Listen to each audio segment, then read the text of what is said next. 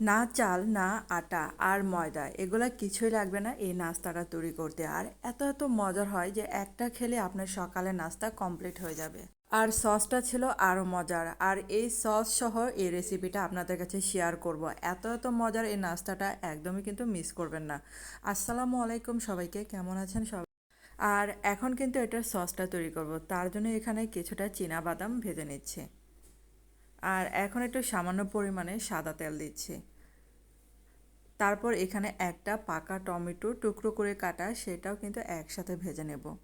আর আপনাদের কাছে ছোট্ট একটা রিকোয়েস্ট, যদি আমার ভিডিও আপনাদের কাছে ভালো লেগে থাকে এবং আজকে যদি নতুন জয়েন হয়েছেন কিন্তু এখনও চ্যানেলটাকে সাবস্ক্রাইব করেনি, তাদের কাছে প্লিজ অনুরোধ রইল চ্যানেলটাকে সাবস্ক্রাইব করে আমার পাশে থাকবেন। আর এখানে আমি কয়েকটা কাঁচামরিচ দিলাম, তারপরে যে রসুন দিলাম। আর এগুলা এখন আমি একসাথে ভেজে নিচ্ছি। তারপরে এখানে একটু স্বাদ মতো লবণ অ্যাড করলাম।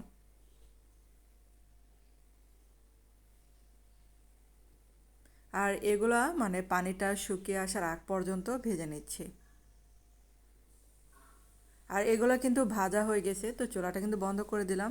আর এদিক দিয়ে এখানে 1 কাপ সুজি আমি আগে থেকে গুঁড়ো করে নিয়েছি। তারপরে এখানে 2-3টা আলু মানে কাঁচা আলু সেটা দিয়ে দিলাম এখানে। আর এই যে পরিমাণ মতো পানি দিয়ে এখানে ব্লেন্ড করে নিব। তারপর এটা যখন ব্লেন্ড করা হয়ে গেছে তো একটা বাটিতে আমি ঢেলে নিচ্ছি। আর এখানে দিলাম কিছুটা গাজর কুচি, তারপর একটা টমেটো কাটা সেটা দিলাম।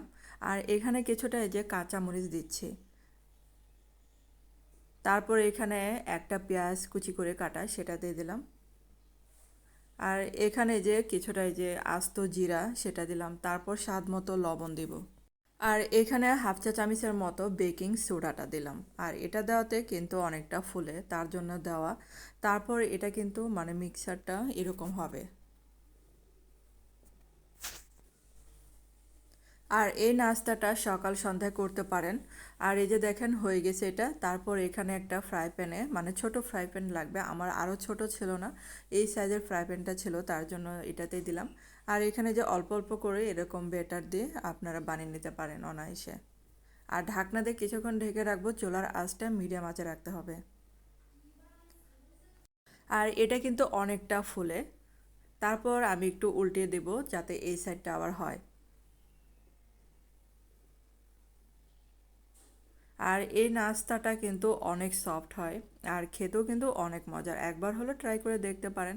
আর যে সসটা কিন্তু আমি শিলপাটায় বেটে নিয়েছি, কারণ ব্লেন্ডার করতে পারি নাই, আমার বাসায় কারেন্ট ছিল না। তারপরে যে শিলপাটায় বেটে সসটা তৈরি করলাম। আর এই যে এখানে একটা ভেঙে দেখাচ্ছে আপনাদেরকে, দেখেন কতটা মজার এবং কতটা সফট হয়েছিল, উপরেটা ক্রিস্পি হয়েছিল। আর সস দিয়ে খেতে মনে হচ্ছে যে অমৃত লাগছিল। ধন্যবাদ সবাইকে।